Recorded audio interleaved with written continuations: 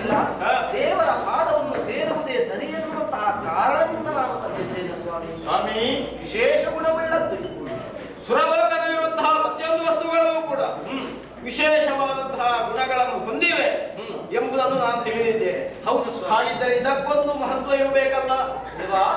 ಈ ಪುಷ್ಪವನ್ನು ಯಾರು ಮುಡಿಯುತ್ತಾರೋ ಅವರು ಅಷ್ಟ ಸೌಭಾಗ್ಯವತಿಯರಾಗಿ ಬೆಳೆಯುವುದಕ್ಕೆ ಸಾಧ್ಯ. ಹೌದೇ? ಹಾಗಾಗಿಯೇ ಇದನ್ನು ಇಲ್ಲಿಗೆ ತಂದಿದ್ದೇನೆ. ಯಾಕೆ ಗೊತ್ತೇ? ಯಾಕೆ?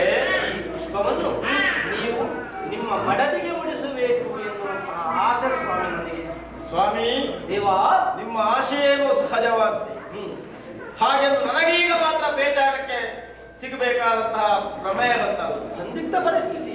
ನೀವು ತಂದದ್ದು ಒಂದು ಸುಮ, ನನಗೆ 8 ಮಂದಿ ಮಡದಿಯರಿದ್ದಾರೆ.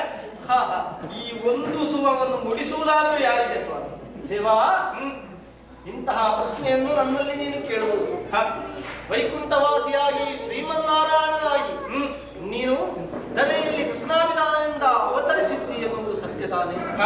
ನಿನ್ನ ವಾಮಭಾಗವನ್ನು ಅಲಂಕರಿಸಿದಂತಹ ಲಕ್ಷ್ಮೀದೇವಿಯೇ ರುಕ್ಮಿಣೀ ದೇವಿಯಾಗಿ ಧರೆಯಲ್ಲಿ ಧರ್ಮವನ್ನು ಪ್ರತಿಷ್ಠಾಪಿಸುವುದಕ್ಕಾಗಿ ನಿನ್ನ ಜೊತೆಗೆ ದೇವಾ, ಅವಳ ಮುಡಿಗೆ ಈ ಪುಷ್ಪವನ್ನು ನೀನು ಮುಡಿಸಬೇಕು. ಇಷ್ಟು ಮಾತ್ರ ಅಲ್ಲ ಸ್ವಾಮಿ, ಮತ್ತೆ ಸಣ್ಣ ಆಸೆ ಉಂಟು ನನಗೆ. ಏನು ಸ್ವಾಮಿ? ಕೈಯಾರೆ ಅವಳ ಮುಡಿಗೆ ಮುಡಿಸುವಂತಹ ಚಂದವನ್ನು ಕಾಣಬೇಕು ಎನ್ನುವಂತಹ ಆಶೆಯೂ ಒಂದು ಉಂಟು ಸ್ವಾಮಿ. ಬ್ರಹ್ಮಚಾರಿಗಳಾದಂತಹ ನಿಮಗೂ ಒಂದು ಆಸೆ. ಸಂತೋಷ ಸ್ವಾಮಿ, ನೆರವೇರಿಸಿಕೊಳ್ಳ. ಸಂಬಂಧದಲ್ಲಿ ನೀವು ನನಗೆ ಮೊಮ್ಮಗ, ಅಜ್ಜಿಯ ಮುಡಿಗೆ ಈ ಸುಮವನ್ನು ಮುಡಿಸುವಂತಹ ಚಂದವನ್ನು ನೋಡಬೇಕು ಎಂಬ ಆಶೆ ಅಲ್ಲ ನಿಮಗೆ? ಹೌದು, ಖಂಡಿತವಾಗಿಯೂ ನಿಮ್ಮ ಆಶೆಯನ್ನು ನೆರವೇರಿಸ್ತೇನೆ. ಹೀಗೆ ನೆರವೇರಿಸಬೇಕು.